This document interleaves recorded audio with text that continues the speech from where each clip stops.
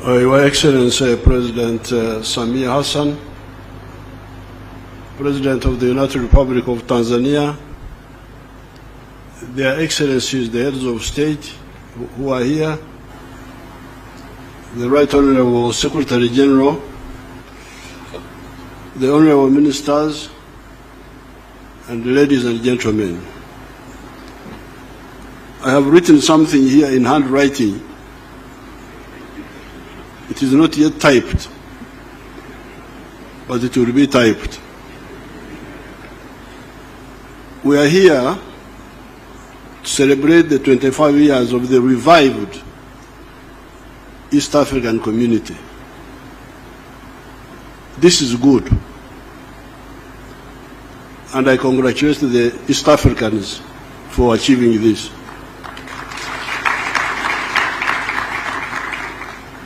However, I propose that we also celebrate the more than 1,000 years of trade connectedness of this area.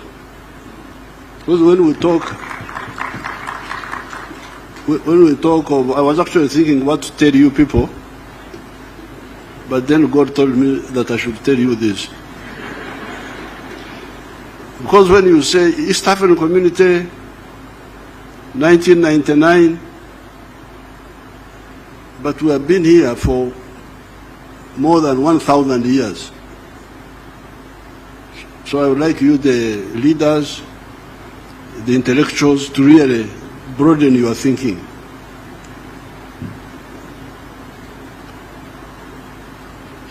Now I have used the word trade connectedness of this area. Mark those words.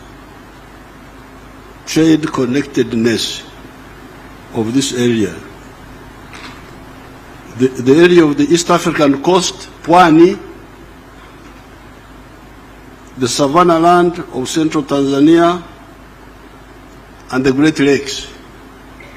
These areas have been connected trade-wise for more than 1,000 years.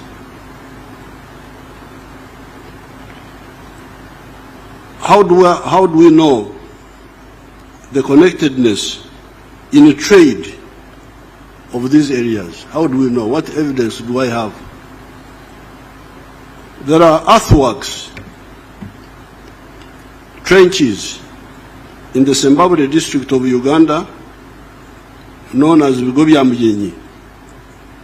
There were ancient earthworks like fortifications in Uganda. They are called Besigye. Those earthworks were built by the dynasty of the Batrezi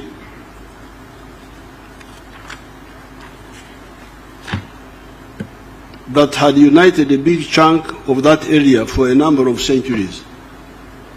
There was a dynasty which united our area there for a number of centuries. The archaeologists did some excavations and found Nkwanzi.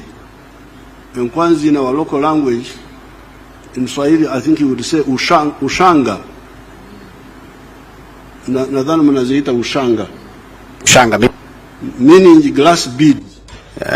Glass beads. They found cattle bones and engusio. Engusio are the broken pottery pieces of broken clay pots. There are also nearby mounds of ancient cow dung, what we call a mungu in our language, the ancient cow dung heaps. The archaeological items thus recovered were dated to have been used between 900 AD and 1350 AD. These glass beads were being used 900 AD up to 1350 AD. Among those items were the glass beads already talked about. Where had these come from at that time? Where did the ushanga come from? To go 1,000 miles to Uganda. They were not being manufactured in Uganda or anywhere nearby. They came from Mesopotamia, present-day Iraq, through Pwani coast, Ugogo Dodoma area, Unyamwezi,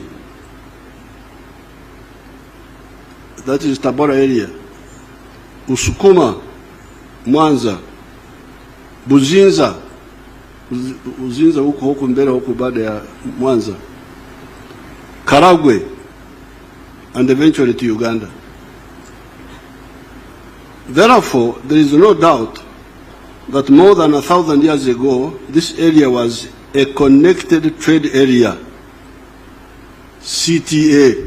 Can we introduce that? Because you like to use, you like abbreviations. PTA, I don't know what, I don't know. So I have given you now a new one. CTA, Connected Trade Area.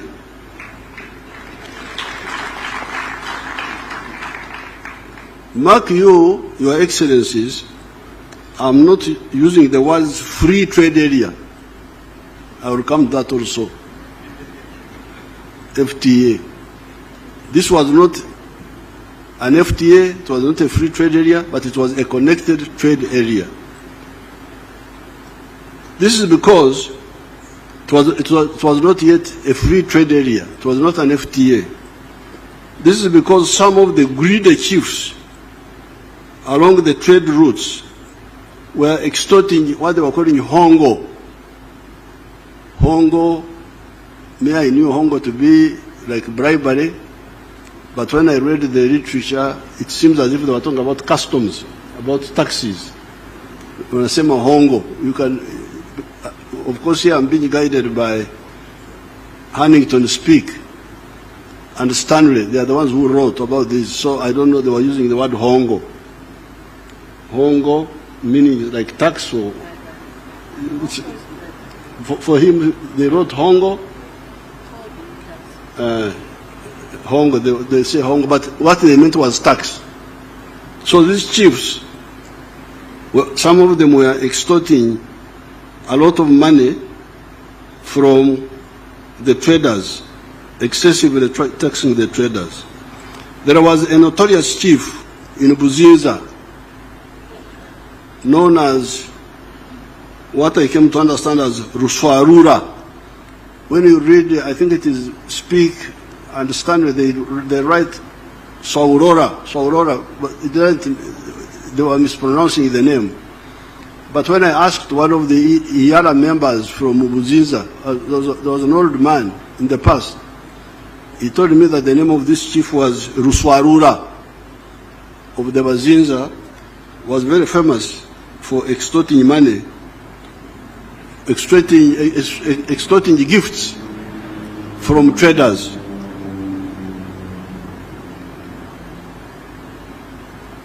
The other European travelers had written his name as Uswarora or something like that.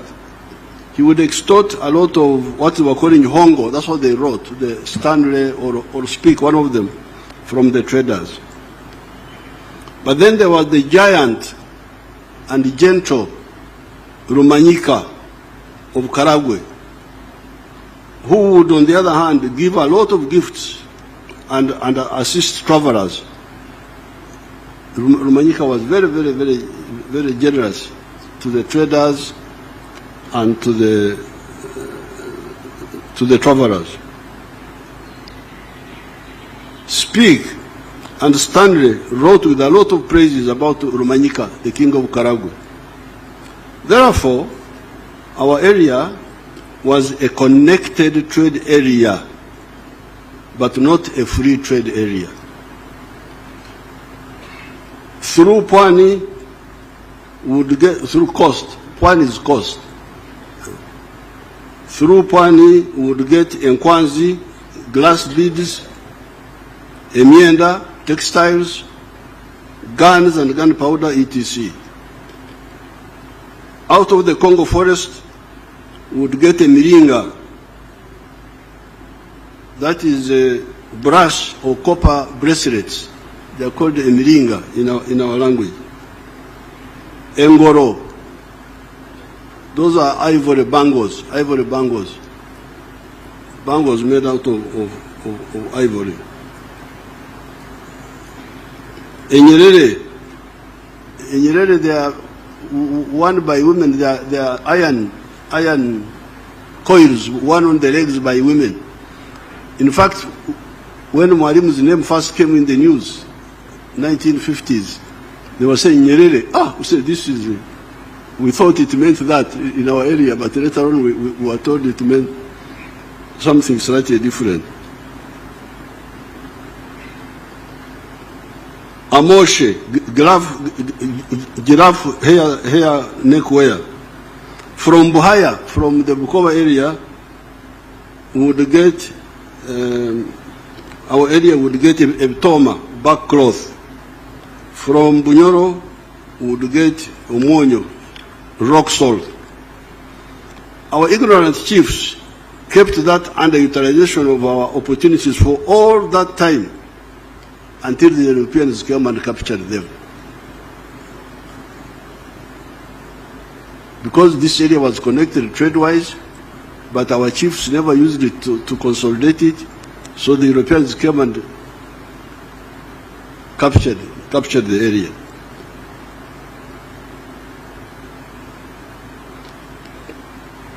Now the Europeans first came to the East African coast in the persons of Vasco da Gama in 1498. Then they disconnected our connected trade area when they colonized the region and fragmented it among the English, Kenya and Uganda, the Germans, Tanganyika, Rwanda and Burundi, Belgians, Congo, the British and the Egyptians, South Sudan. So when these foreigners came, because of our internal weaknesses, now what was a CTA became a DTA, a disconnected trade area.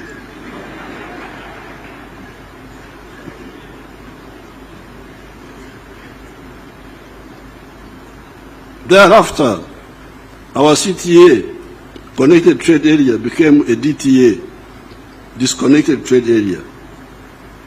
This was the fault of the chiefs. This definitely was the fault of our chiefs. Vasco da Gama came here in 1498. That is when the first white man came to the East African coast, signaling a possible new danger to us. And that's how they were called Wazungu. Because I think they were asked, what are you looking for? Tunazunguka.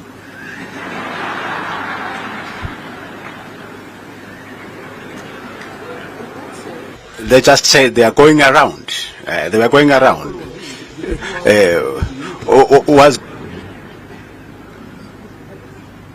Now, Vasco da Gama came here in 1498.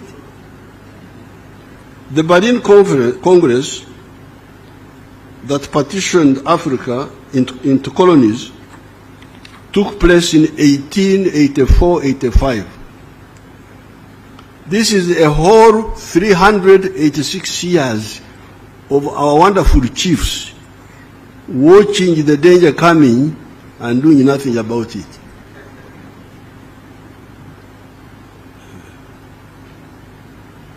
This is just the history.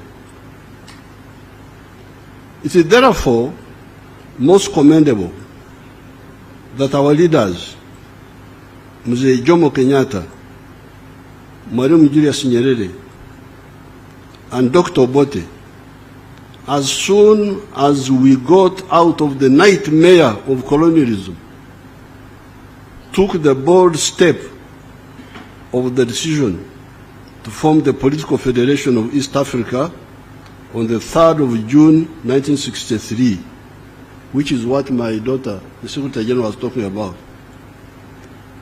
I have already given Her Excellency that picture, and I've also given to His Excellency Ruto I've given all the president, even President Kagame, I gave him the picture, that picture of the 3rd of June, 1963. But now I have some copies I want to give to Secretary General again, and to Yara, and to Secretariat. I don't know whether they are the same secretaries. And then to the East African Council, Trade Council. Are there traders here? Okay, bring my pictures. I have already given those pictures to their excellencies, the presidents. Unfortunately, some actors let us down and did not follow up that decision of forming the political federation in 1963. Picture zangu nyinyi waheshimiwa. I am glad Tanganyika and Zanzibar moved ahead and formed Tanzania, that has played a very unique role in the liberation of Southern Africa, as well as the fight against Idi Amin in Uganda. Because remember, muungano wa Tanganyika na Zanzibar was 1964. That was after Mwalimu and Mzee Karume noticed the hesitation by Obote and Kenyatta. That's how Mwalimu and Sheikh Abedi Karume said, wacha tuende mbele sisi. Because in the 1963 meeting, Zanzibaris were not yet independent. I don't think Zanzibar was independent by 1963. Even Kenya was not yet independent, but they were coming to independence. I think Zanzibar got independence in 64. Revolution is 64. And independence was 63. 63. Independence. Oh, okay. When we didn't want that independence, we did revolution. Oh, okay. So when Mr. Obote and Mzee Kenyatta hesitated, Tanganyika and Zanzibar went ahead and formed the United Republic of Tanzania.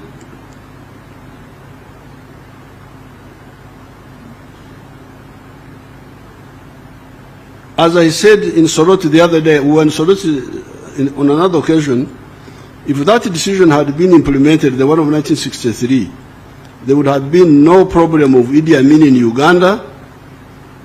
Possibly the problems of Rwanda and Burundi could have been solved earlier and with less loss of blood, of life. The Federation of East Africa would have found it easier to deal with the problems of South Sudan and Somalia.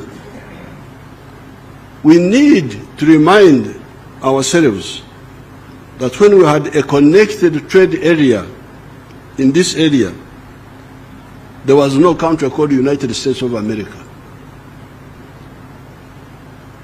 When we had the connected trade area here, when I could trade from coast to Uganda, there was no United States of America.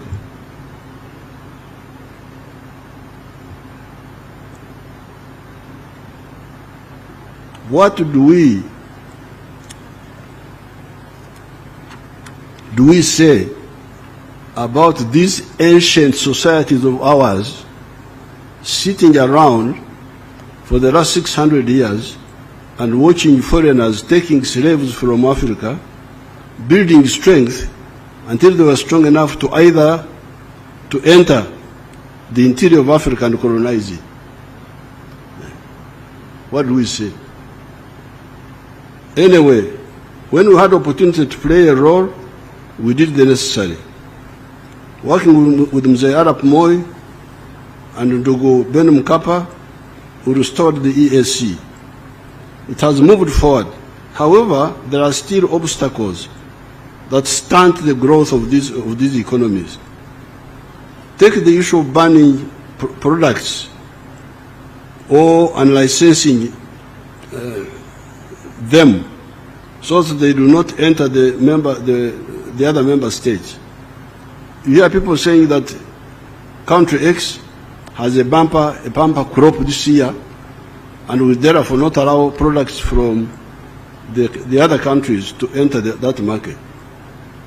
What then happens is that producers of that product migrate to other enterprises and forget about the unlicensed product.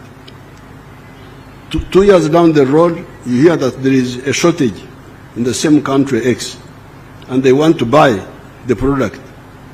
By that time, the product is no longer being produced in the country that was blocked. Even if Uganda is producing a lot of maize, for instance, we have never banned maize products from other East African countries. If we are producing maize, if we have a bumper crop, let other maize also come, and the Ugandans buy whatever is cheaper or better. Instead of saying, this year come, next year don't come, then what happens? I leave that business and do something else if there is no sufficient market. We have a lot of milk products. However, we have never banned milk products from other countries. The Ugandans, some of the Ugandans there, wanted me to ban Tanzanian rice. That mpunga wa Tanzania unaua walimaji wa mpunga wa Uganda. I said, if they are dying, they are dying easily. So if they are dying, let them die and we get more fit rice growers from Tanzania. I could not agree because, you see, there are 4 mistakes there. Number one, I am forcing Ugandans to buy more expensive rice of the inefficient Ugandan rice growers. That's mistake number one. Number two, I am undermining the Tanzanian rice grower, because if he's efficient, we should all encourage him so that he grows. But if we deny him the market by administrative means, then we are undermining him. Number three, I am also kulemaza. Kulemaza is our local word meaning to cripple my own rice growers. Because if you give them this artificial protection, they will never be efficient. Let them be efficient and compete with the Tanzanians. Why do you protect the inefficient? But number four, then if I ban Tanzanian rice, Tanzania italipiza kisasi, ban also something from me. Come on, Mom, I can't be part of that historical mistake. So I said, no, if you can't compete with rice, leave rice and do rice in chakula ya Wahindi na Wachina na watu wengine. Lima muhogo, which you can do better.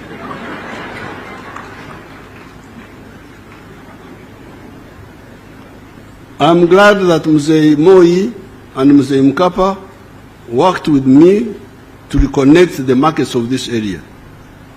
Besides, we went beyond the mere re-establishment of the CTA, Connected Trading Area, and we created what is supposed to be a free trade area that also aims at political integration by creating the Federation of East Africa. I salute our brothers of Rwanda, Burundi, Congo, DRC, South Sudan, and Somalia for joining the EAC and therefore reconnecting the old CTA. You remember we had a CTA 1,000 years ago, Connected Trade Area, which had been disconnected by the Belgians and the Germans and all those people who came in because of our weaknesses. So now, the former CTA is now fully assembled.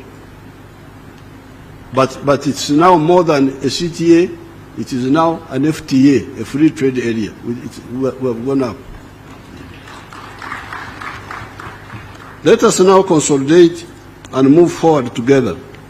We, the Pan-Africanists, insist on the economic integration of the whole continent of Africa, and in some cases, the political integration of some parts of Africa, such as East Africa, because of the 3 historic missions we distilled from the beginning. These are prosperity for African people through creating an integrated market that is large enough to buy sustainably goods and services produced or provided by the African wealth creators and workers. You see, when we talk of integration, it's not an emotional thing. It's not that I want to be with the Kenyans, I want to be with the Tanzanians, I'm dying to be with this one. No. You need it for your wealth creators. If your wealth creators produce a good or a service, who will buy that good and service sustainably and on a big scale? The good thing is that Africans are asleep. Kulala naye ni vizuri. Because when you are asleep, you don't know where the danger is. A snake can enter your house and kill you, and you will die peacefully because you don't know. But when you wake up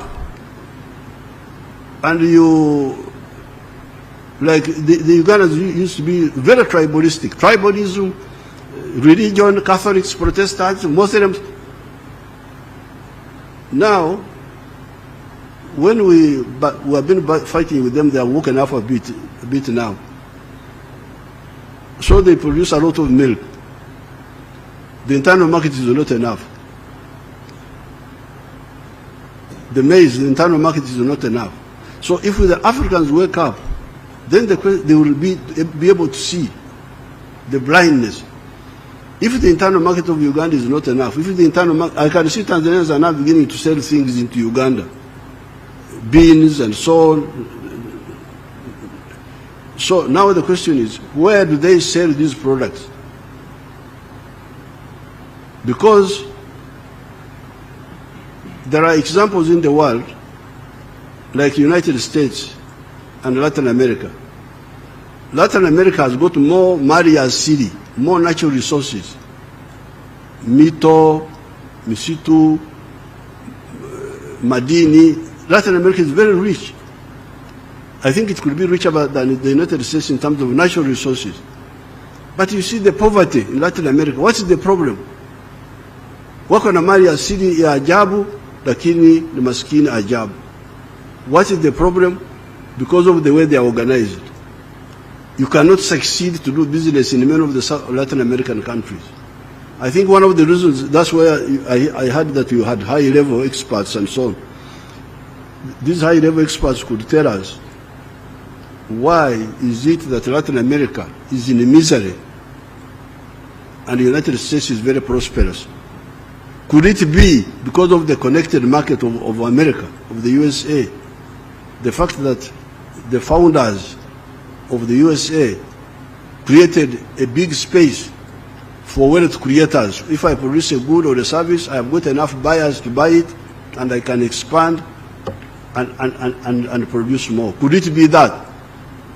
Let's get an answer from the experts. So, reason number one why we support Pan-Africanism is that it will solve the problem of prosperity for our people by creating a big market for them where they can sell what they produce without limit. Now, the second one is that strategic security, to guard us against all threats from wherever. You hear that the Americans have gone to the moon. The Chinese have gone to the moon. The Russians have gone to the moon. Recently, the Indians went to the moon. The Africans are here.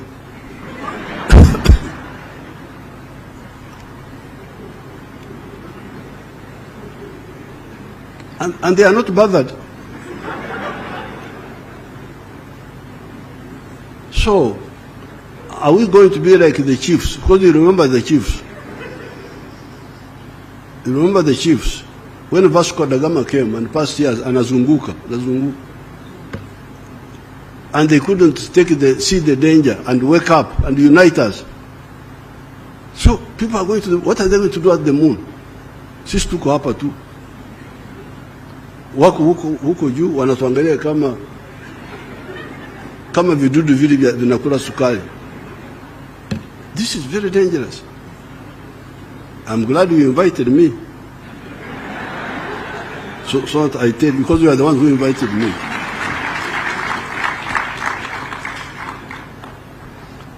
So, integration is about the 2 points.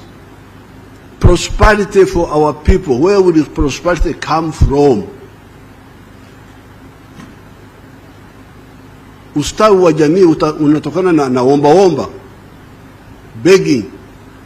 Because if that, you hold it, you are strong. This is the one I'm giving you. This is Mwalimu Obote, Mzee Kenyatta na wengine. Federation this year. This was 1963.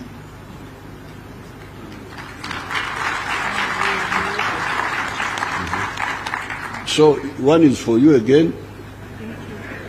The other one is for Iyala. The other one is for somebody else. You take them. So the strategic security is very dangerous. When you hear people going to the moon and we are here, Uganda is developing. Uganda will become, even Tanzania has joined Kenya joined the middle income status some time ago. Tanzania has joined. We also have joined, although they have not declared us. We are waiting for the headmaster to declare, I don't know.